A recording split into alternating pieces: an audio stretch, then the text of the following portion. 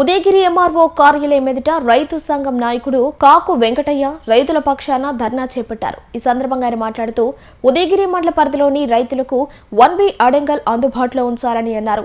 భూమి కలిగిన ప్రతి రైతుకు పాస్బుక్ 1B అడంగల్ వచ్చేటట్లు చేయాలని, రెవెన్యూ అధికారుల తప్పిదం వల్ల నెలకొందని అధికారులు వెంటనే క్షేత్రస్థాయిలో పరిశీలన చేసి రైతులకు న్యాయం చేయాలని ఆయన కోరారు. ఈ కార్యక్రమంలో సిపిఎం నాయకులు, ఉదయగిరి మండల రైతులు పాల్గొన్నారు. మరి ఒక సంవత్సరానికి పూర్తిగా రైతు భరోసా కూడా రైతులకు ఇవ్వలేనటువంటి పరిస్థితిలో ఈ మధ్యకాలంలో ఒక సంవత్సరం మాత్రం 5,000 రూపాయలు, కేంద్రం 2,000, 7,000 ఇచ్చింది. మరి గడిచిన సంవత్సరం బడ్జెట్ ప్రవేశపెట్టింది ప్రభుత్వం.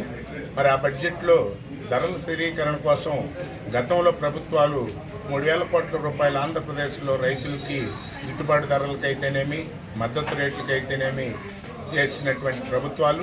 మరి ఈ ప్రభుత్వం బడ్జెట్లో 300 కోట్లు పెట్టడం అనేటువంటిది చాలా దుర్మార్గమైనటువంటి విషయం. దాన్ని ఐపీ రైతు సంఘంగా మేము తీవ్రంగా ఖండిస్తున్నాం. ఆ ఫలితంగానే ఈరోజు ధరలు మొత్తం పడిపోయినాయి. ఉదాహరణకి గుడ్లు 76 కేజీలు గడిచిన కాలంలో 2,300 నుంచి 2,500 దాకా అమ్మితే ఈరోజు 1,400కు అడిగేటువంటి పరిస్థితి లేదు.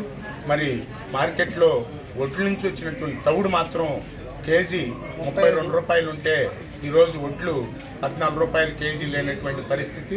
అదేవిధంగా ఉల్లి చూడండి, పూర్తిగా రైతులు ఆత్మహత్య చేసుకునే పరిస్థితి.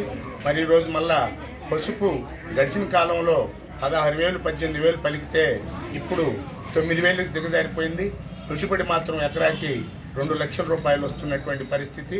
అదేవిధంగా సజ్జ కానీ, మిగతా మొక్కజొన్న కానీ అన్ని రకాలైనటువంటి పంటలు పూర్తిగా దిగిపోయినాయి. మార్కెట్లో మాత్రం సజ్జలు 40 రూపాయల నుంచి 60 రూపాయలు దాకా ఉన్నాయి. మార్కెట్లో మాత్రం బియ్యము అది ఏ రకమైన కావచ్చు కానీ 50 రూపాయల నుంచి 75 రూపాయల దాకా ఈరోజు వ్యవహరిస్తున్నటువంటి తీరు.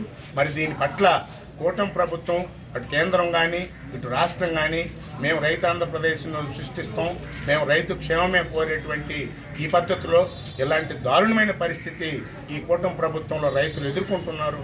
అది కాకపోగా విపరీతంగా భూములలో తప్పులు తడకలు పడి 170 మందికి ఈరోజు రైతులకి రైతు సంక్షేమ పథకాలు అందే పరిస్థితి కూడా లేకుండా రైతులు ఎంఆర్ఓ ఆఫీస్ చుట్టూ, బ్యాంకుల చుట్టూ, బంగారం లోన్ల చుట్టూ విపరీతంగా తిరుగుతున్నారు. అటు బ్యాంకుల వాళ్ళు కానీ ఇటు రెవెన్యూ వాళ్ళు కానీ వాళ్ళని రక్తం పిండి పిప్పి చేస్తున్నారు.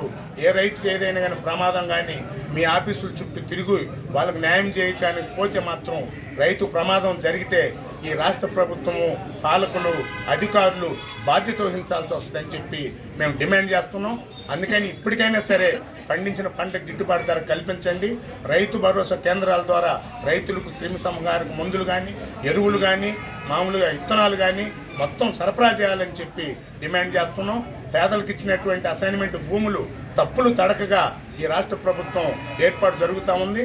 మరి పేదలు అనేక రకాలుగా పెట్టుబడి సహాయాలు తెచ్చుకోవడానికి కూడా రైతులు బ్యాంకులు చుట్టుపోతే 1B అడంగలు రావట్లేదు.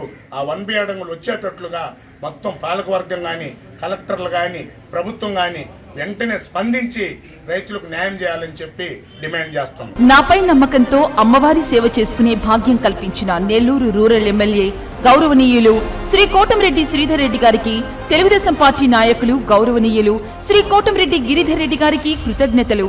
శ్రీ ఇరుకలల పరమేశ్వరి అమ్మవారి దేవస్థానం చైర్మన్ గా సెప్టెంబర్ 20వ తేదీ శనివారం నాడు ప్రమాణ స్వీకారం చేయుచున్న శుభ సందర్భంగా అందరికీ ఇదే మా ఆహ్వానం. ఇట్లు ఒట్టూరు సురేంద్ర యాదవ్, శ్రీ ఇరుకలల పరమేశ్వరి దేవస్థానం చైర్మన్.